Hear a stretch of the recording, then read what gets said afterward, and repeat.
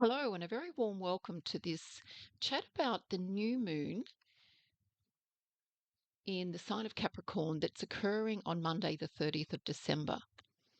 And as at the time of this recording, it is Monday, the 30th of December.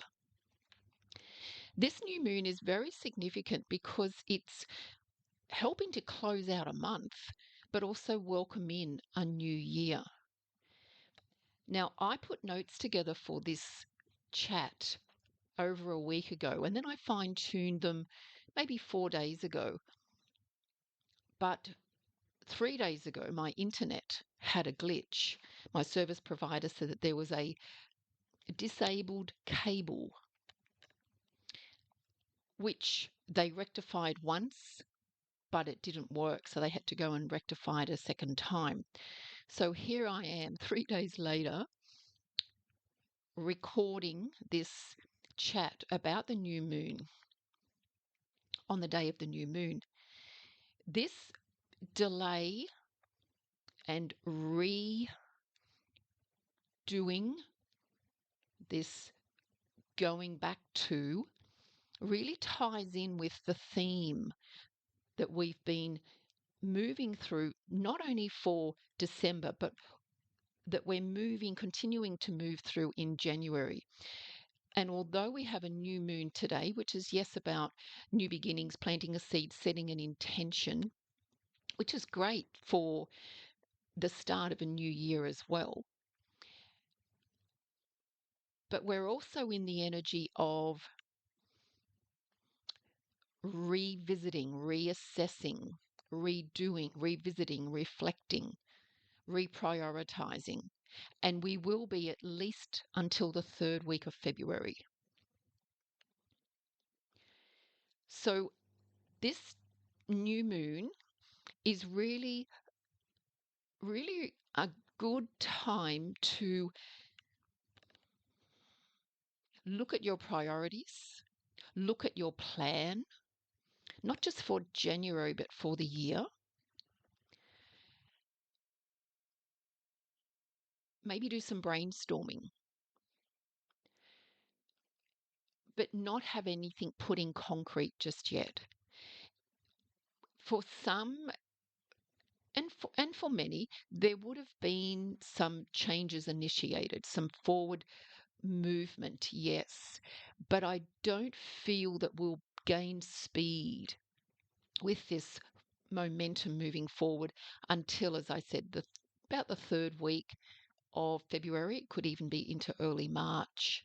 So this is giving us time to really go through our plan, which is tying in with Capricorn energy as well, making sure that it works, making sure that the foundation is solid for our intention, making sure it's like all of our ducks are in a line. So good time for brainstorming, good time for checking in with, yes, our intention for the month and month ahead and for the year ahead, but also checking in with our energy. Does our energy, do our emotions, do our thoughts align with our intentions? How do we feel when we think or visualize our intention? So it's a good time to revisit our plan, revisit our list, brainstorm. There might be areas too at this time to cleanse and clear out. It's like do some weeding. Now, that may be decluttering in the home, it could be the workspace, it could be creative space, but it could be thoughts, it could be emotions.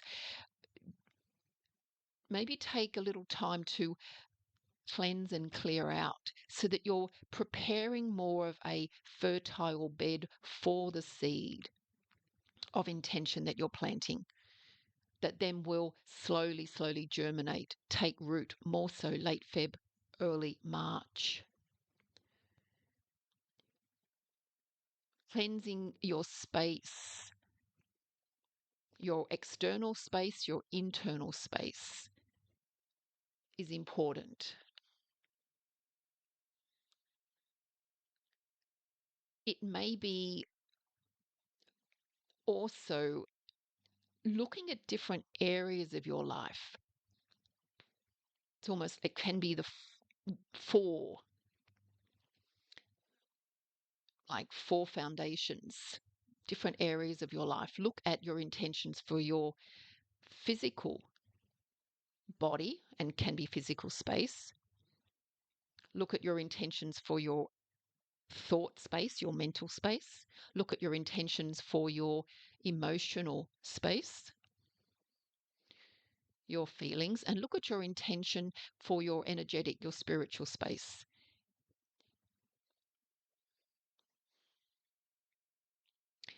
This is really, I feel, a significant time because as I said, it's helping prepare for the year ahead. We're stepping into 2025, which is a universal year number 9, which is very much about completions and closures, but also higher perspective. It's about connection to. Now, that can be a deeper connection to ourselves, but a connection outwards to community.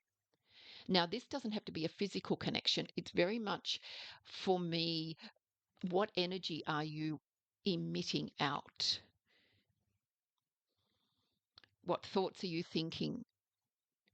They carry an emotion, they carry an energy. What are you essentially creating in your ripple effect outwards to your, whether it be your family, your workspace, your community? It could be your neighbors.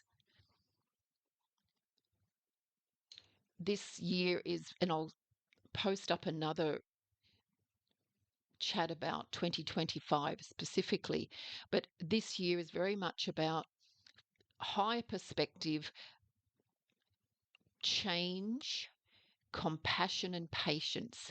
And I feel that's what this new moon is helping us to gain some clarity with, gain some, it's like definition with, defining it.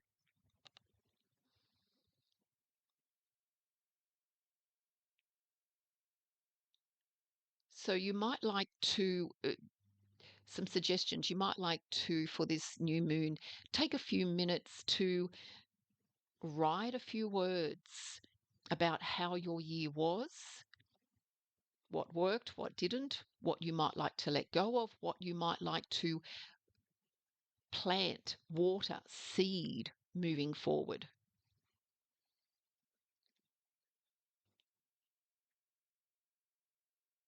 I will post up a new moon meditation. So this chat may prompt you to